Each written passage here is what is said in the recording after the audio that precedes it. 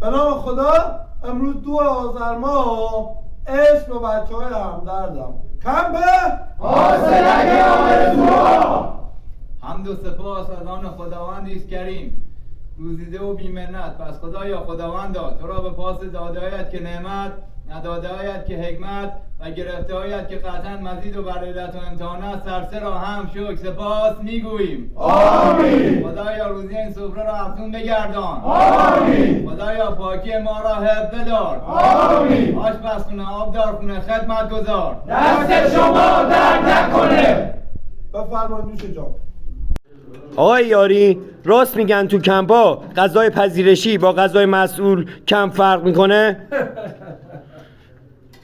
شاید بعضی از کمپ‌ها اینجوری باشه، اما کمپ قاصدک آرزوها برای ما فرقی نداره. ما یه خانواده‌ایم، همه کنار همیم و همه سر یه سفره میشینیم. مسئول کمپ با خدمتگزار با پذیرشی سر یه سفره غذا میخوره.